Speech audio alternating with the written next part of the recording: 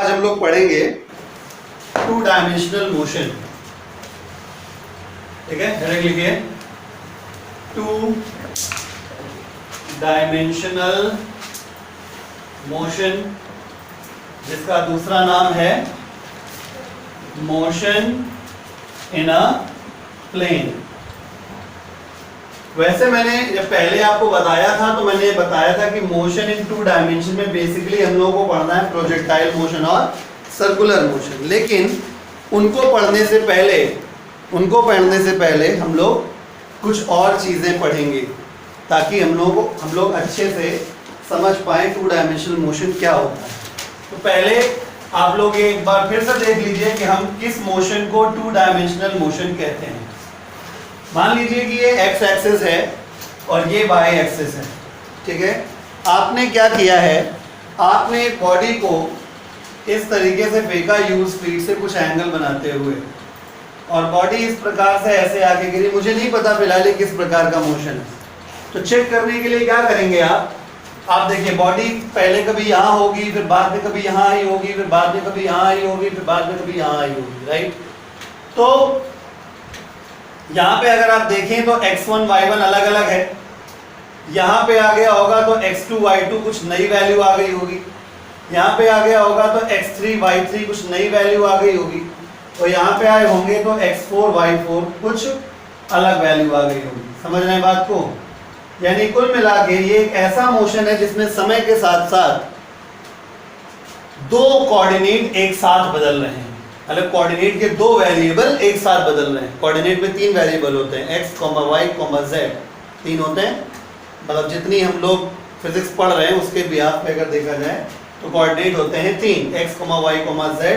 हर case में z हमारा फिलहाल क्या है, चेंज नहीं हो रहा है, right.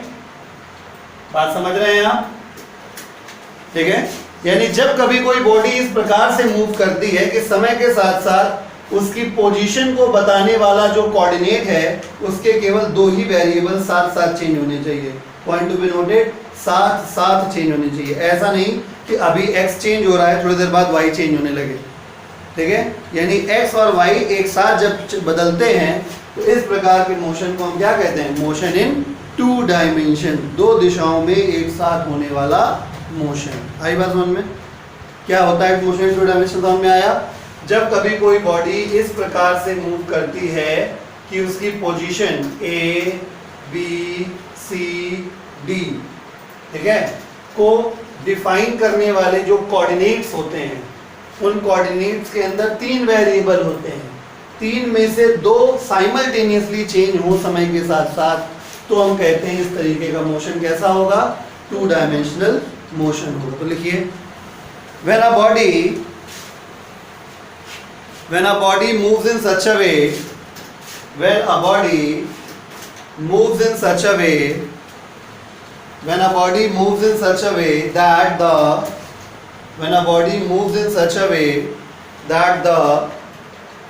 two variables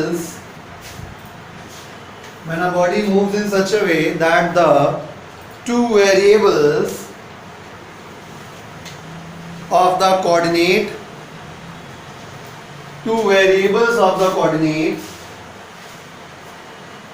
comma, defining its position,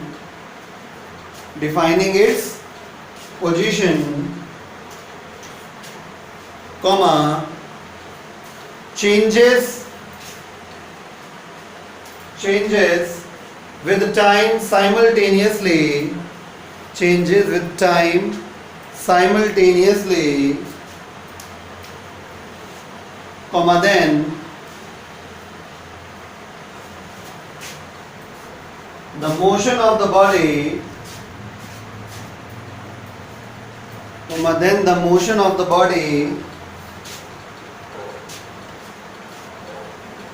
is called two-dimensional motion.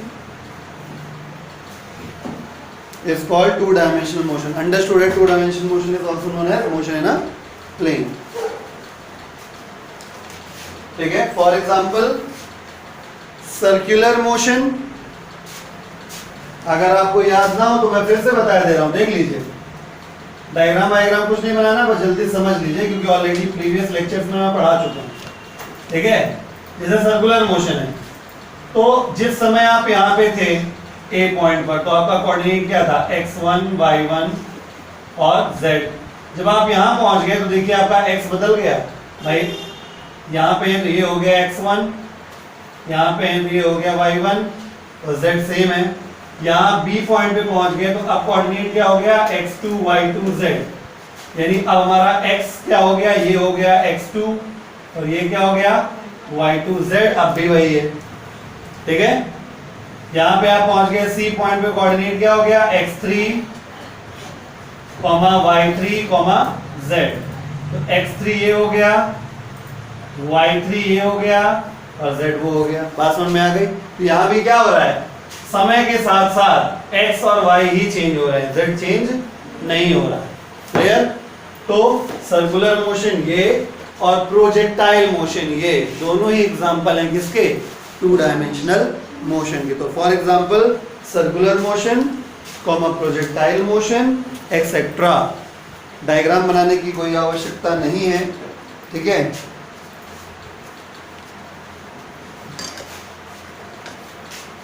ठीक है। अब बेटा थोड़ा सा टफ हो जाता है to dimensional motion. One dimensional motion easy होता है, टू डायमेंशनल मोशन टफ हो जाता है ऑब्वियसली, क्योंकि अब बॉडी एक साथ दो डायरेक्शन में भाग रही है। ठीक है, तो इसको सिंप्लीफाई करने के लिए मैंने पहले भी डिस्कस किया था, अगर हम ऐसा कुछ कर पाए कि दो डायमेंशनल मोशन को हम दो पार्ट में ब्रेक कर दें, यानी मोशन इन एक्स डायमेंशन अलग, यहाँ पे आप गौर से देखिए दोनों ही केसेस में अगर आप देखें तो एक्स में भी मोशन हो रहा है। कैसे पता चला, देखो ऊपर से टॉर्च जलाओ तुम पहले। ठीक है, तो जैसे जैसे बॉडी आगे बढ़ेगी इसकी छाया ऐसे ऐसे आगे बढ़ेगी। क्या दिखा रहा है ये कि ये एक्स दिशा में भी ये बॉडी जा रही है। आप टॉर्च ऐसे जला दीजिए और इधर देखिए, तो आप जैसे जैसे बॉडी ऊपर जाके नीचे आएगी तो छाया पहले ऊपर जाएगी फिर नीचे आएगी, यानी बॉडी दो अलग अलग मोशन कर रही है एक साथ, एक्स डायरेक्शन में भी और वाई डायरेक्शन में। तो it is a bit difficult situation. ठीक है, तो इसको आसान करने के लिए हम लोग क्या करते हैं, हम दोनों मोशन अलग अलग सॉल्व करेंगे। ठीक है, तो ये कोई हमारा बनाया हुआ तरीका नहीं है, ये प्रॉपर एक प्रिंसिपल है जिसको कहते हैं लॉ ऑफ फिजिकल इंडिपेंडेंस। ठीक है, नाम तो समझ में आ रहा है, लॉ ऑफ फिजिकल इंडिपेंडेंस। मतलब बॉडी भले ही दो दिशाओं में एक साथ चल रही है, लेकिन हम उसका एक डायमेंशन का मोशन अलग लेंगे और दूसरे डायमेंशन का मोशन अलग लेंगे। बात समझ में आ रही है? यानी we can split a two dimensional motion into two one dimensional motions. एक टू डायमेंशनल मोशन को दो ठो वन डायमेंशनल मोशन में तोड़ के सॉल्व करना है। समझ गए? हेड डालिए law of physical independence, head डालिए जल्दी से, law of physical independence, law of physical independence. देखिए when a body moves in, law of physical independence more than one dimension में हमेशा काम करता है, चाहे बॉडी का मोशन टू डायमेंशन में हो, चाहे थ्री डायमेंशन में हो, चाहे 10 डायमेंशन में। ठीक है, तो ये लॉ ऑफ फिजिकल इंडिपेंडेंस हमेशा काम करता है। तो when a body moves in more than one dimension simultaneously, when a body moves in more than one dimensions simultaneously, when a body moves in more than one dimensions simultaneously, more than one dimensions simultaneously, comma then the motion along one dimension, comma then the motion along one dimension,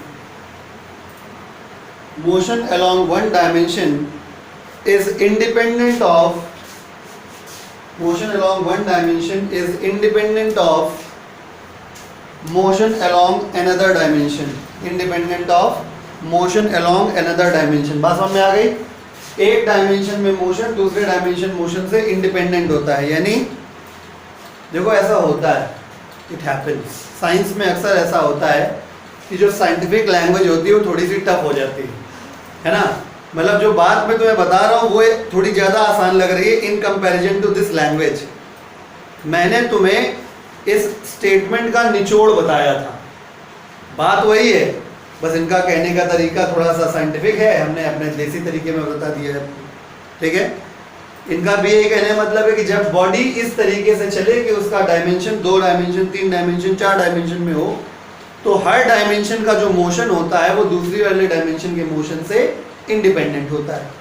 तो मैंने उसको easy करके क्या बताया कि हम क्या कर सकते हैं कि 2 डायमेंशनल मोशन को 1 डायमेंशन 2 जगह तोड़ के देख सकते हैं। ठीक है, यही तो कहा हमने, ये चीज वही है। ठीक है, समझ में आ रही है?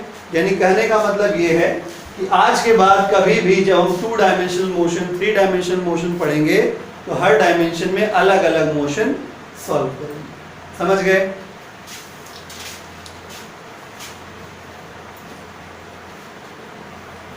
तो चलिए क्वेश्चन करते हैं।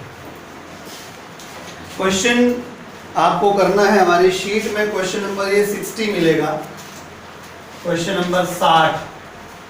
ये एनसीईआरटी का क्वेश्चन है 4.13। जो लोग यहाँ पे बैठे हैं वो शीट में क्वेश्चन नंबर 60 देखें। ठीक है, और जो लोग ये वीडियो देख के काम करेंगे उनके लिए मैं क्वेश्चन पहले पढ़ देता हूँ और बाकी सब लोग भी सुन लें। क्वेश्चन में कहा गया है, ऐसे सवाल बहुत पूछे जाते हैं, ठीक है, और बच्चों को अक्सर ये प्रॉब्लम करते हैं इस प्रकार के सवाल। लिखा है a man can swim with a speed 4 km/h in still water. How long does he take to cross the river 1 kilometer wide? If the river flows steadily at 3 km/h and he makes his stroke normal to the river current, question mark, how far from the river does he go when he reaches the other bank? ठीक है, चलिए देखिए। Question में कहा गया कि एक आदमी स्विम कर सकता है with a speed of 4 km/h in still water, यानी आदमी की जो स्पीड है, जो तथा है उसकी 4 km/h तैरने की तथा है, अगर पानी बह ना रहा हो तो। ठीक है, how long does he take to cross the river 1 kilometer wide, यानी विड्थ जो दी गई है रिवर की वो 1 किलोमीटर दी गई है। अभी हम डायग्राम बनाएंगे इसके लिए। If the river flows steadily at 3 km/h, steadily मतलब उसकी स्पीड फिक्स है, इसकी स्पीड फिक्स है। ठीक है, यानी कि जो रिवर की स्पीड है वो कितनी है, 3 km/h है, बहुत अच्छी बात है। And he makes his strokes normal to the river current. अब डायग्राम बनाना बनता है। कंसीडर द सिचुएशन, ये है नदी और ये रहे नदी के दोनों किनारे, इन दोनों के बीच का जो गैप है वो 1 किलोमीटर का है, जिसको हम लोग विड्थ कह रहे हैं 1 किलोमीटर। ये हमने एक डॉट डॉट लाइन बना ली है और जो आदमी है वो कोशिश कर रहा है कि हम हमेशा रिवर करंट के परपेंडिकुलरली ही स्ट्रोक करें, यानी कि आदमी की जो वेलोसिटी है उसकी डायरेक्शन ये है हमेशा। क्वेश्चन कह रहा है, ऐसा मैंने नहीं कहा, कुछ क्वेश्चन कह रहा है। ठीक है, क्वेश्चन ने कहा ये देखो, ये क्या शो कर रहा है, ये रिवर की वेलोसिटी, ये रिवर की वेलोसिटी डायरेक्शन, आदमी हमेशा ऐसे चल रहा है। ठीक है, तो क्या आदमी यहाँ से यहाँ पहुंचेगा? नहीं पहुंचेगा। क्यों? क्योंकि जब वो आगे यहाँ जाने का प्रयास करेगा तो रिवर के फ्लो की वजह से वो भाई यहाँ पे जब जैसे है तो इस जगह उसको रिवर भी तो धक्का मारेगी। तुम यहाँ जाना चाहते हो, रिवर इधर धक्का मारेगी, तो अल्टीमेटली अगर गौर से देखा जाए तो यहाँ ट्रायंगल ऑफ एडिशन हो गया। ये हुई वो नेट वेलोसिटी। नहीं समझे बात? आदमी ने इधर मारना के धक्का कोशिश करी, रिवर की वेलोसिटी इस तरफ है, तो अल्टीमेटली जो दिशा आएगी वो ये आएगी, यानी आदमी जब पहुंचेगा तो आखिरी में कहाँ पहुंचेगा? यहाँ पहुंचेगा। नहीं बल्ले पड़ेगा, सिंपल है। ठीक है, आदमी कोशिश कर रहा था ऐसे, लेकिन रिवर भी कोशिश कर रही थी ऐसे, तो दोनों की कोशिशों का असर ये हुआ कि बंदा पहुंचेगा यहाँ।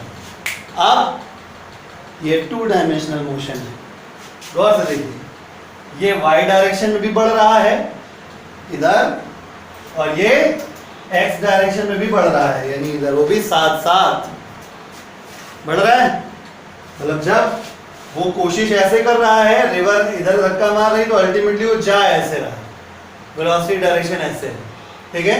इसका मतलब वो लगातार x में भी आगे बढ़ रहा है और y में भी आगे बढ़ रहा है। It is a 2 dimensional motion. तो हम क्या करेंगे, दोनों डायमेंशन में अलग अलग सॉल्व करेंगे, ठीक है।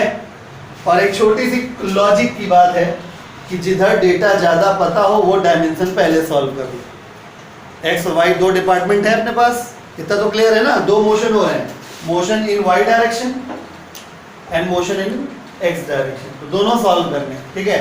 अब पहले उसको उठाओ जिसमें जानकारी आ जाता है। y डायरेक्शन में स्पीड पता है और y डायरेक्शन में कितना डिस्टेंस ट्रेवल हुआ है ये पता है, ठीक है। तो पहले हम लोग क्या करेंगे, dealing motion along y direction. मुझे जितना समझाने में समय लग रहा है आपको उससे भी कम लगेगा इसको सॉल्व करने में, ठीक है। माय डियर बताइए, क्या ये vm चेंज हो रहा है, वेलोसिटी क्या चेंज हो रही है? नहीं। और जब वेलोसिटी चेंज नहीं होती है तो मोशन यूनिफॉर्म होता है, और यूनिफॉर्म मोशन में फॉर्मूला हमेशा speed is equal to distance upon time लगता है, खत्म। जो ब्रह्मास्त्र आपको टेबुलर वो जो फ्लो चार्ट बनवाया था आप लोगों को, जिसमें हमने ये बताया था कि किस कंडीशन में कौन से फॉर्मूले लगते हैं, अगर आपको यो याद रहेगा तो बहुत आसान रहेगा, ठीक है। इस समय हम लोग y डायरेक्शन में काम कर रहे हैं। y डायरेक्शन में जो वेलोसिटी है वो कांस्टेंट है। वेलोसिटी कांस्टेंट मतलब मोशन यूनिफॉर्म हो गया, मोशन यूनिफॉर्म हो गया मतलब formula speed is equal to distance upon time के अलावा कुछ नहीं लगेगा, यानी speed is equal to distance upon time. बताइए स्पीड कितनी है, vm, ठीक है, vm लिख देते हैं। अच्छा पहले डिस्टेंस कितनी हो गई, w, और टाइम निकालना है, समझ गए।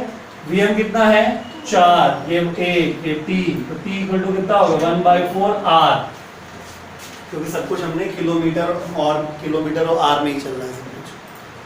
पहला आंसर आ गया। ये तो पूछा गया था कि कितना समय लगेगा उसको पार करने में, ठीक है। दूसरा सवाल इसे पूछा गया कि आखिर कितना दूर सरक गया, यानी कि ये पूछा गया है कि वहां पहुंचते पहुंचते कितना आगे सरक गया, ये तो पूछा गया है। तो आप कौन सा मोशन ले लें, बोलो, dealing motion along x direction या x एक्सिस, कुछ भी लिखिए, ठीक है। किसी बहुत अक्लमंद इंसान ने कहा है कि अगर आपको मोशन स्टडी करना है तो सबसे पहले आप पकड़िए एक्सेलरेशन क्या है। तो आप गौर से देखिए, रिवर की वेलोसिटी के लिए तो क्वेश्चन में स्पेशली कह दिया गया था स्टेडीली, यानी स्पीड क्या है, वेलोसिटी क्या है, कांस्टेंट है, यानी ये भी आपको कांस्टेंट बताया गया। वैसे भी ना भी बताते तो दिख रही है बात, ठीक है। ये क्या है, कांस्टेंट, ठीक है। और अगर ये भी कांस्टेंट हो गया तो एक्सेलरेशन 0 हो गया, एक्सेलरेशन 0 हो गया तो मोशन यूनिफॉर्म हो गया, यानी फिर से फॉर्मूला वही, speed is equal to distance upon time. Speed x direction वाली स्पीड है vr, है ये vm y डायरेक्शन वाली स्पीड थी, तो vr कौन सी वाली, ये वाली x वाली। डिस्टेंस कितना है, ये x हमको निकालना है, टाइम तो वही है। यस भाई, जिस समय मैं पढ़ा रहा हूँ उस समय आप पढ़ रहे हो, हम दोनों लोगों के काम अलग अलग है लेकिन समय हम दोनों लोगों के लिए एक ही है, राइट। तो जिस समय ये जो आदमी था वो उधर जाना चाहता था, तो जितने समय उसने खुद अपने आप को आगे ले जाने की कोशिश करी, तो रिवर ने भी उसको उसी समय में आगे ले जाने की कोशिश करी। ये बात याद रखिएगा हमेशा, प्रोजेक्टाइल मोशन जब पढ़ाएंगे तो बात बहुत काम आएगी, समझे, कि जितनी देर में आपने x मोशन किया उतनी देर में ही y मोशन किया, यानी टाइम आपका वही यूज होगा जो आपने निकाल लिया है, समझ गए। इस वैल्यू को यहाँ पुटपुटा देंगे, पुटपुटा देंगे तो VR की वैल्यू कितनी दी गई है, 3, x निकालना है ये 1/4, तो x इक्वल टू कितना हो गया, 3/4 किलोमीटर। आंसर खत्म। पल्ले पड़ा नहीं पड़ा, ठीक है, छापिए। चलिए एक और टाइप का क्वेश्चन कर लेते हैं इसी तरीके का। ये हमारी शीट में क्वेश्चन नंबर 123 पाया जाता है। ये नूतन बुक का क्वेश्चन है, ठीक है। तो क्वेश्चन में धीरे धीरे पढ़ देता हूँ, उनके लिए जो ये वीडियो देख के क्वेश्चन नोट करेंगे अपने पास। क्वेश्चन बहुत साधारण सा है। इसमें लिखा है a boatman can row with a speed of 10 km/h in still water, full stop, if the river flows steadily at 5 km/h, comma, in which direction should the boatman row in order to reach a point on the other bank directly opposite to the point from where he started? The width of the river is 2.0 km। इस question में जहाँ तक तो है complete, इसके बाद भी मैं एक पॉइंट और इसमें कैलकुलेट कराऊंगा। अगर क्वेश्चन के फॉर्म में आप लिखना चाहें तो वो हो जाएगा also calculate time to cross the river, ठीक है। चलिए क्वेश्चन पढ़ते हैं और इसको आगे सॉल्व करते हैं। Boatman can row with the speed 10 km/h, यानी बोटमैन यानी कुल मिला के मैन, ठीक है, जिसकी स्पीड 10 km/h है। बहुत अच्छी बात है। In still water if the river flows steadily at 5 km/h, river की जो स्पीड है वो 5 km/h है। ये भी उस क्वेश्चन की तरह बहुत आसान है, ठीक है। उसमें बोला गया in which direction should the boatman row in order to reach a point on the other bank directly opposite. Previous question और इस क्वेश्चन में फर्क ये है कि उसमें इस बात की गारंटी नहीं थी कि आदमी जस्ट वर्टिकली अपोजिट पहुंचेगा, उसमें आगे खसक गया था। इसमें व्यवस्था ऐसी बनानी है, डायग्राम समझिए आपको क्वेश्चन समझ में आएगा। ये है नदी, ये है उसके वेलोसिटी की डायरेक्शन, ये है दो वर्टिकली अपोजिट पॉइंट्स ए और बी। आदमी यहां से चले और यहां पहुंचे। इसके लिए इंपॉर्टेंट क्या है, प्रीवियस क्वेश्चन के एक्सपीरियंस से आप समझ गए होंगे। इंपॉर्टेंट ये है कि आदमी को इस तरफ स्ट्रोक करना होगा, क्योंकि जब आदमी परमानेंटली इधर की तरफ स्ट्रोक करेगा तब नदी के फ्लो का कॉम्बिनेशन यानी कि VR उसको अल्टीमेटली, समझ रहे हैं ना, अल्टीमेटली इस दिशा में ले जा पाएगा। बात समझ में आई? तब वो जाके कहीं अपोजिट बैंक पे पहुंच पाएगा। प्रीवियस क्वेश्चन में ऐसी कोई कंपलसरी कंडीशन नहीं थी। क्वेश्चन समझ में आया? Width of the river is 2 kilometres, ये दिया गया है। तो चलिए हम लोग कुछ तूफानी करते हैं। हम इस एंगल को अल्फा अज्यूम कर लेंगे, ठीक है, क्लियर। अगर ये एंगल अल्फा है, कुछ याद आ रहा है आपको? कंपोनेंट मुझे याद आ रहा है। अगर कोई वेक्टर आए बाएं साइन दिशा में हो, यानी वो y डायरेक्शन या x डायरेक्शन में ना हो, तो ज़रूरी है कि उसको आप फोड़ दीजिए दो हिस्से में, बताया था। तो अगर हम फिलहाल इसको सब यहाँ से हटा दें तो आपको हम दिखाएं तो आपको प्रॉपरली दिखाई देगा कि इसके दो कंपोनेंट जो हैं, एक कंपोनेंट हो जाएगा Vm cos अल्फा और दूसरी तरफ वाला ये कंपोनेंट हो जाएगा Vm sin अल्फा, राइट। बहुत ध्यान समझिएगा, ये बेकार हो गया, ओके। तो बेटा रिवर की वेलोसिटी इस तरफ है, इधर शो करने के बजाय शिफ्टिंग प्रॉपर्टी, इधर शो करने के बजाय इधर शो कर देगा, कोई परेशानी। तो रिवर की वेलोसिटी इस तरफ है, तो VR ये हो गया। ये मेरी बात बहुत ध्यान समझो। अगर इस आदमी को सीधा यहाँ पहुँचना है, इसका मतलब ये और ये आपस में जब बराबर हो जाएंगे तो ये और ये एक दूसरे को क्या कर देंगे, कैंसिल। यानी ना इसकी वजह से इधर सरक पाएगा और ना इसकी वजह से इधर सरक पाएगा, सीधा चला जाएगा बन बनाते हुए, नहीं पल्ले पड़ेगा, क्लियर। यानी जब आदमी इस तरफ स्ट्रोक करेगा तो उसका ये वाला कंपोनेंट नदी के फ्लो को काउंटर कर देगा, समझ में आया? तो हियर Vm sin अल्फा बराबर VR हो गया। sin alpha is equal to VR is 5, Vm is 10, sin alpha is equal to 1/2, alpha is equal to 30 degree answer आ गया।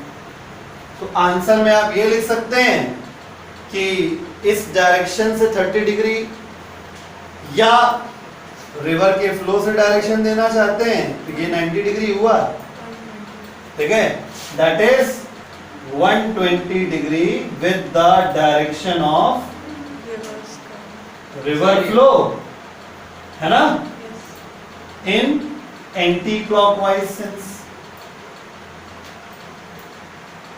चलिए v sin theta v r equal करके मतलब समझ नहीं आया 5/10 Vm sin alpha equal to V R, ये समझ में आ गया कि अगर इसको ऊपर जाना है सीधा, यानी इसके पास केवल इतनी वेलोसिटी होनी चाहिए जो सिर्फ इसको ऐसे ले जाए, बाकी इसके ऊपर जितनी वेलोसिटी काम कर रही हो उसका टोटल जीरो हो जाना चाहिए।